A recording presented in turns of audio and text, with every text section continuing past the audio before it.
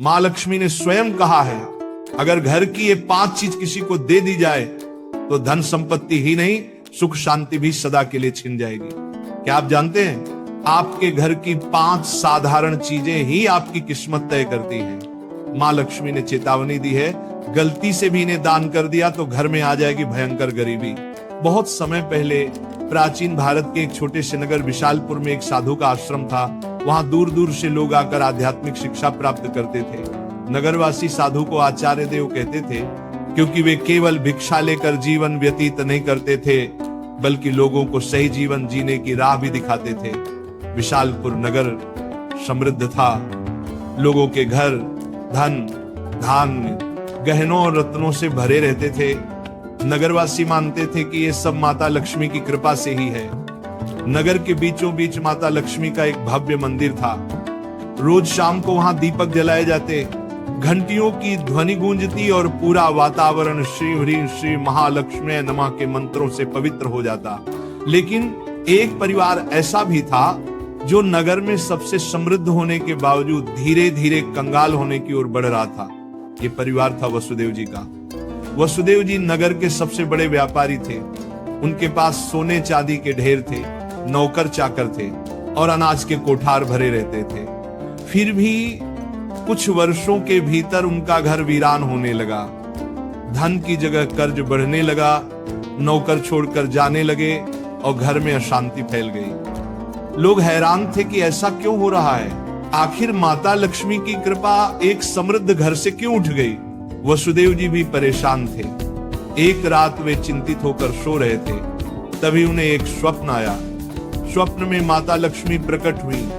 उनके मुखमंडल से दिव्य आभा निकल रही थी। 4 हाथों में कमल, शंख, गदा और सोने के सिक्कों की वर्षा करने वाला पात्र था। उनकी मुस्कान शांति और कृपा से भरी थी, लेकिन आंखों में एक कठोर सत्य छिपा था। माता बोली, वसुदेव तुम दुखी क्यों हो? क्या तुम्हें याद नहीं कि धन की रक्षा करना भी एक तपस्या है? तुमने अपने घर की 5 पवित्र वस्तुएं बार बार दूसरों को देकर मेरे निवास को अशुद्ध कर दिया, इसलिए मैं तुम्हारे घर से विदा हो गई। वसुदेव ने हाथ जोड़कर कहा, मां मुझे क्षमा करें, कृपया मुझे बताइए कि वे 5 वस्तुएं कौन सी हैं जिन्हें देने से घर में गरीबी आती है। माता ने कहा, ये रहस्य मैं बताऊंगी, परंतु ध्यान रहे ये केवल तुम्हारे लिए नहीं बल्कि पूरे नगर और संसार के लिए शिक्षा है। 5 वस्तुएं कभी भूलकर भी घर से बाहर नहीं देनी चाहिए, क्योंकि ये वस्तुएं मेरे निवास की जड़ें हैं। इन्हें खोने से घर निर्धन और अपवित्र हो जाता है। इतना कहकर माता अदृश्य हो गईं। वसुदेव घबरा कर उठ गए। उनका शरीर पसीने से तरबतर था। अगले दिन वे भागते हुए आचार्य देव के आश्रम पहुंचे और सारी घटना सुनाई।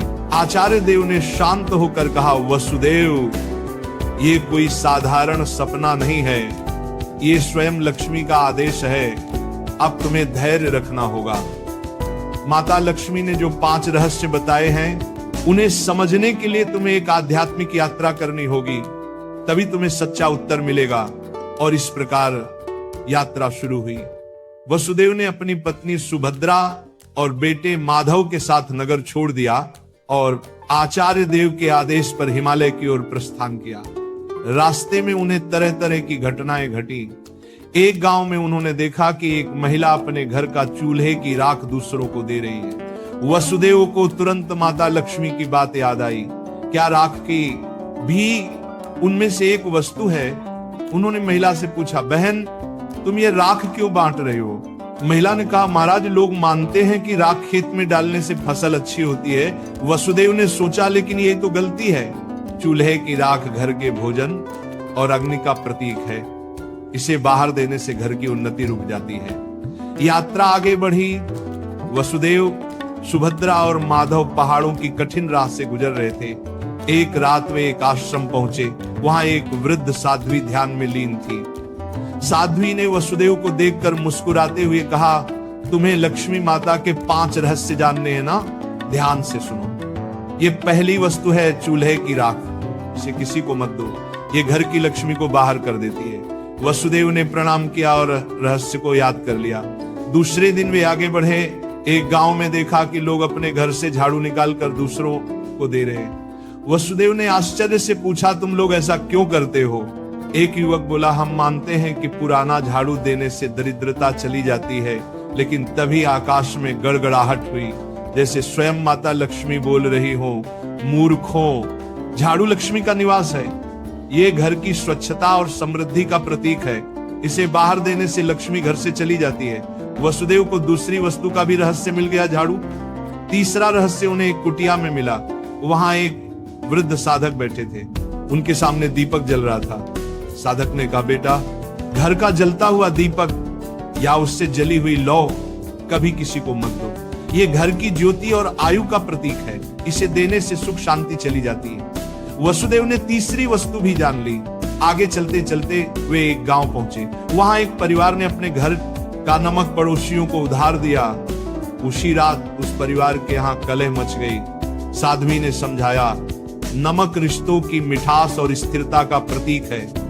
घर का नमक देना लक्ष्मी को अपमानित करना है। अब वसुदेव को चौथी वस्तु भी मिल गई, नमक। अंततः हिमालय के पास एक गुफा में तप करते एक योगी ने अंतिम रहस्य बताया। योगी बोले, वसुदेव, पांचवी वस्तु है कपड़े का कोना या पल्लू। महिलाएं अक्सर पुराने कपड़े का पल्लू काट कर दे देती हैं, लेकिन यही स्त्री की लक्ष्मी और घर की मर्यादा का प्रतीक है। इसे देना घर के भाग्य को काटना है। अब पांचों वस्तुएं स्पष्ट थी। पहला, चूल्हे की राख। दूसरा, झाड़ू। तीसरा, जलता दीपक। चौथा, नमक। पांचवा, कपड़े का कोना। वसुदेव ने कृतज्ञ होकर योगी को प्रणाम किया। अब पांचों रहस्यों को जानकर वसुदेव अपनी पत्नी सुभद्रा और पुत्र माधव के साथ नगर की ओर लौटने लगे। रास्ते भर वे मन ही मन माता लक्ष्मी के उपदेशों को दोहराते रहे। नगर पहुंचते ही उन्होंने सबसे पहले आचार्य देव के चरणों में प्रणाम किया और पूरी यात्रा का वर्णन किया। आचार्य देव ने मुस्कुराकर कहा, वसुदेव, तुम्हें अब सच्चा ज्ञान मिल गया है। इन रहस्यों को केवल अपने तक सीमित मत रखना, बल्कि नगरवासियों को भी बताओ, ताकि वे भी लक्ष्मी के अपमान से बच सके।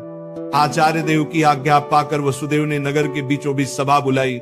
सभा में नगर के लोग बड़ी संख्या में उपस्थित हुए। वसुदेव ने हाथ जोड़कर कहा, बंधुओं, मैं स्वयं अपनी गलतियों के कारण निर्धनता और कष्ट का भागी बना। माता लक्ष्मी ने मुझे स्वप्न में दर्शन दिए और बताया कि 5 वस्तुएं कभी घर से बाहर नहीं देनी चाहिए। इतना कहकर उन्होंने क्रम से सब समझाया। पहली वस्तु है चूल्हे की राख, दूसरी झाड़ू, तीसरी जलता दीपक, चौथी नमक और 5वीं कपड़े का कोना।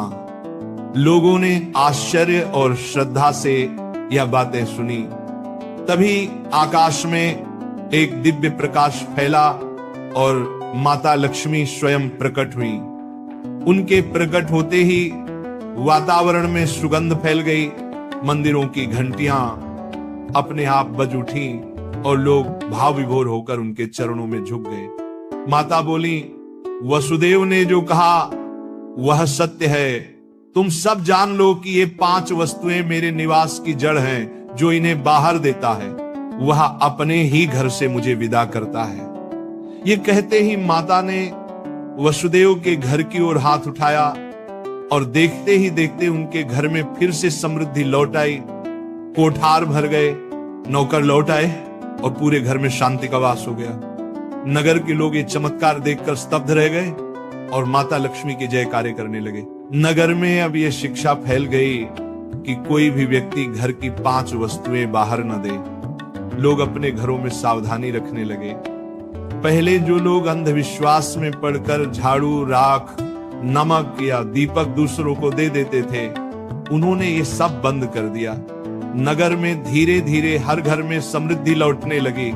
लोग समझ गए कि लक्ष्मी केवल सोने, चांदी या धन में ही नहीं, बल्कि घर की पवित्रता, भोजन, स्वच्छता और मर्यादा में भी रहती है। वसुदेव अब नगर में आदर्श बन गए। वे धनवान तो थे ही, पर अब उन्होंने अपने धन को धर्म और सेवा में लगाना शुरू किया। उन्होंने गरीबों के लिए अन्न क्षेत्र बनवाया, परंतु घर की 5 वस्तुएं देने से हमेशा इनकार करते। जो भी उनसे ये चीजें मांगता वह विनम्रता से कह देते, भाई ये माता लक्ष्मी की मर्यादा है, इन्हें देने से मेरे ही नहीं तुम्हारे घर की भी समृद्धि घट जाएगी। लोगों ने भी इस शिक्षा को हृदय से स्वीकार कर लिया। समय बीतने पर नगर विशालपुर दूर दूर तक प्रसिद्ध हुआ कि वहां न तो कोई निर्धन रहता है और न ही किसी के घर में कलह होती है। ये सब केवल माता लक्ष्मी की शिक्षा का परिणाम था। माता लक्ष्मी समय समय पर नगर में आकर वसुदेव को आशीर्वाद देती और नगरवासियों को याद दिलाती कि लक्ष्मी केवल धन की देवी नहीं बल्कि संतुलन, संयम और मर्यादा की शक्ति है। अंततः वसुदेव के जीवन की सबसे बड़ी सीख यही बनी कि लक्ष्मी की कृपा केवल मेहनत से ही नहीं बल्कि मर्यादा के पालन से भी प्राप्त होती है। माता लक्ष्मी केवल धन संपत्ति की देवी नहीं बल्कि वे पवित्रता, मर्यादा और संतुलन की शक्ति हैं। घर की समृद्धि बनाए रखने के लिए मेहनत और सदाचार के साथ साथ मर्यादा का पालन भी आवश्यक है। चूल्हे की राख, झाड़ू, जलता दीपक, नमक और कपड़े का कोना, ये 5 चीजें लक्ष्मी का निवास मानी जाती हैं। इन्हें घर से बाहर देने का अर्थ है लक्ष्मी को स्वयं विदा करना।